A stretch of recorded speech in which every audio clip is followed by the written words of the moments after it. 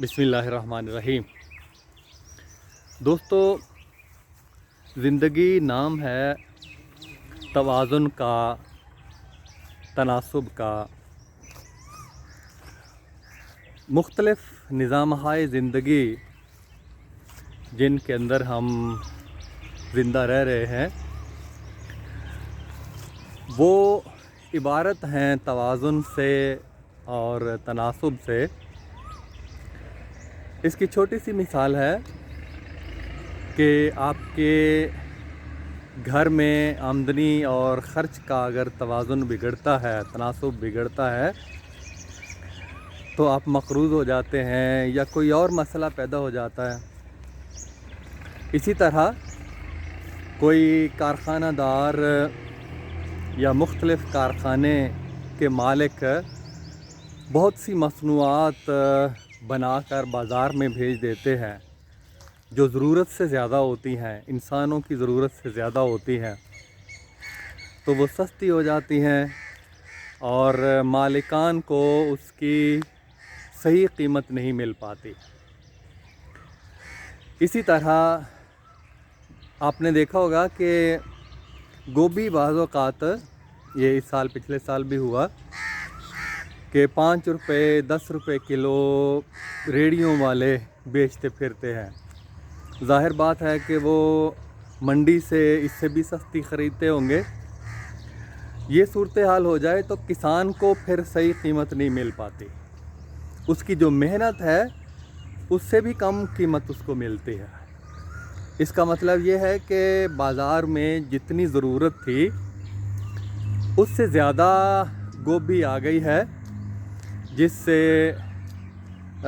اس کی قیمت کم ہو گئی ہے۔ بالکل ایسے ہی ہے، ایسے ہی ہمارا نظام تعلیم بھی ہے۔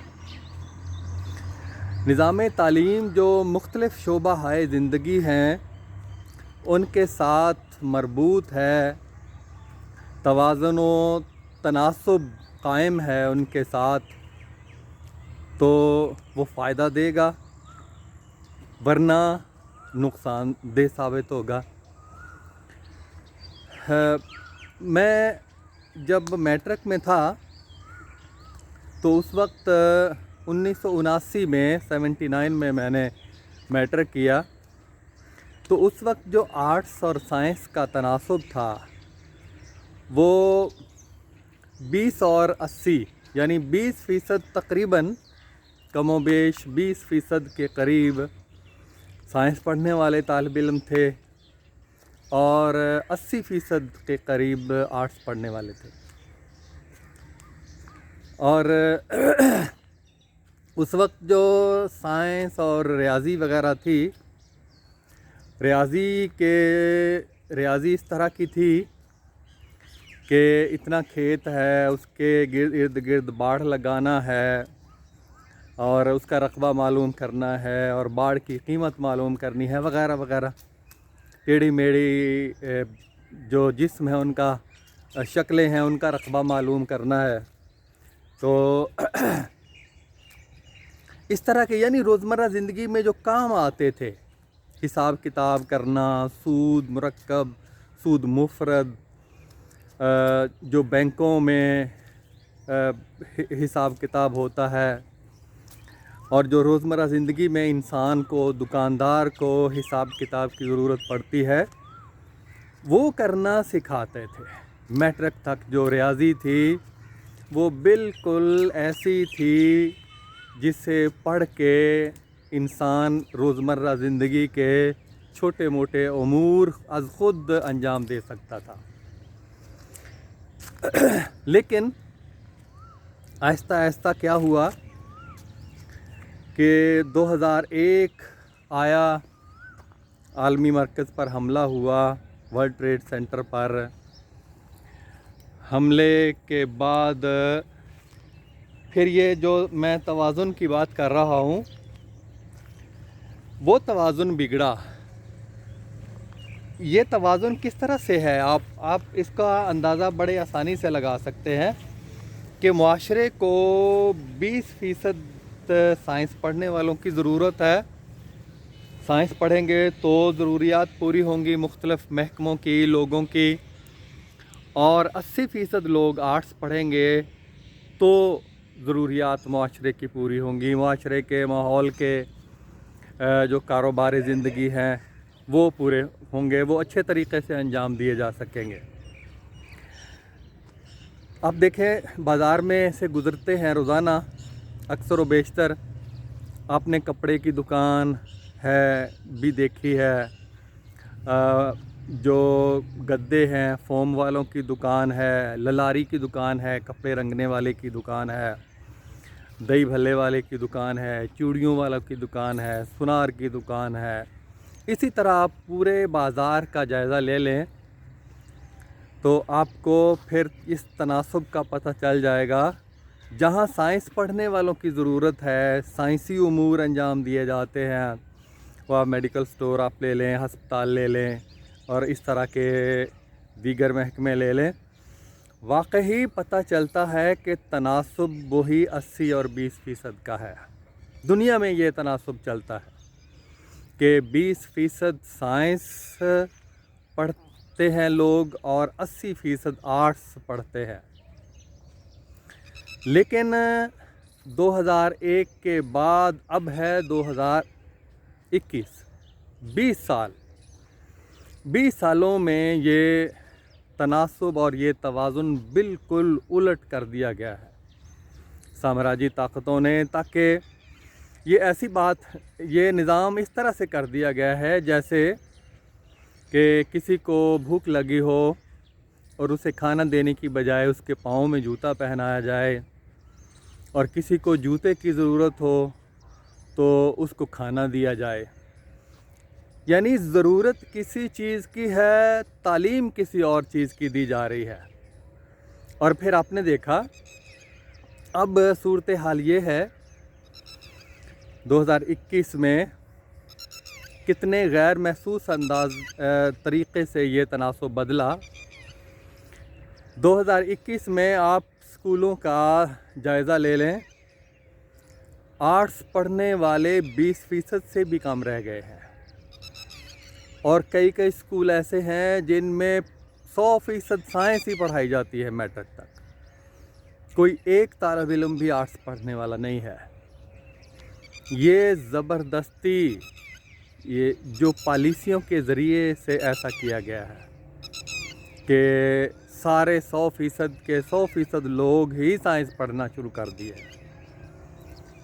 تو تناسب پھر کیوں نہیں بگڑے گا؟ اور اس کا خمیازہ دیکھیں، میں ایک ہائر سیکنڈری اسکول میں پڑھاتا ہوں، میٹرک میں سارے لوگ سائنس پڑھتے ہیں، لیکن جو ایف اے میں آ کے 11ویں 12ویں میں آ کے پھر وہی 20 اور 80 کا تناسب ہوتا ہے۔ زیادہ سے زیادہ سائنس پڑھنے والے لوگ ہمارے پاس 11ویں کی 100 تعداد اور 12ویں کی بھی 100 کے قریب ہے تعداد، تو ان میں 20% سائنس پڑھنے والے لوگ ہیں اور 80% آرٹس پڑھنے والے لوگ ہیں۔ یعنی وہی جو تناسب ہونا چاہیے تھا، وہ میٹرک کرنے کے بعد تمام تر توانائیاں، بچوں کی صلاحیتیں ضائع کرنے کے بعد وہ خود بخود وہی تناسب آ گیا ہے۔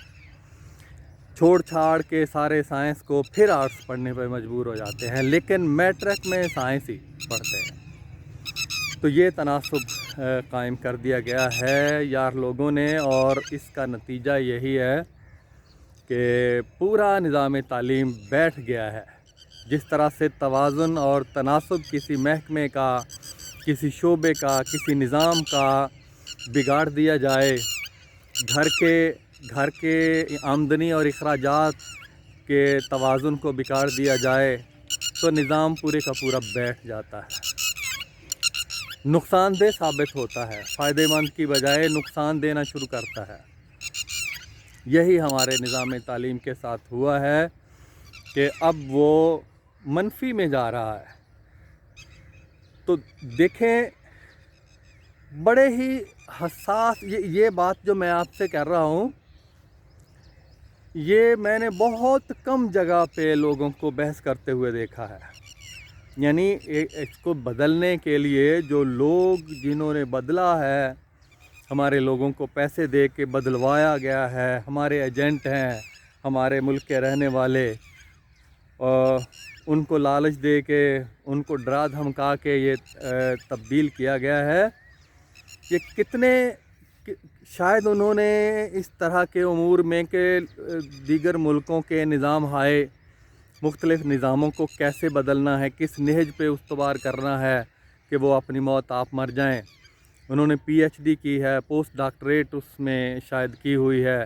یہ سامراجی ایجنسیاں یہ پورے اعداد و شمار کے ساتھ منصوبے بناتی ہیں کہ کس طرح سے ان کے نظام کو بٹھایا جائے، اور یہ ہمارے ہیں جاہل کہ یہ چند ٹکوں پہ اتراتے ہیں کہ فلاں سے ہمیں امداد مل گئی ہے، فلاں این جی اوز ہے، فلاں ملک فلاں بینک نے ہمیں امداد دے دی ہے۔ تو حقیقت یہ ہے کہ جب تک نظام تعلیم ٹھیک نہیں ہوتا، میں اپنے وزیر اعظم سے گزارش کروں گا کہ خدا را ان چیزوں کو سمجھیں۔ اگر ہمارے وزیر اعظم نے یہ تعلق ہے غداری کے ساتھ، یہ کہ پیسے لے کر نظام تبدیل کرنے والے جو ہم میں سے لوگ ہیں وہ غدار لوگ ہیں، اس کو ہر پیمانے سے تولا جائے تو یہ غداری بنتا ہے کہ پیسے لے کر کسی لالچ میں آ کر اپنے پورے نظام تعلیم کو، اپنے پورے کسی بھی نظام کو تبدیل کر دینا، تباہ کر دینا، یہ غداری ہے۔ اور آپ جو پیچھے پڑے ہیں کہ کرپشن کے پیچھے کہ فلاں نے کرپشن کی اور فلاں نے کی، یہ اس غداری سے کئی گنا کم درجے کا گناہ ہے۔ جب تک آپ یہ اس سامراجی شکنجے سے اپنے نظام تعلیم کو نہیں چھڑوائیں گے، کوئی فائدہ نہیں ہوگا، ملک ترقی نہیں کر سکے گا، اور ملک کا کوئی بھی نظام جو ہے وہ صحیح نہج پر استوار نہیں ہو سکے گا۔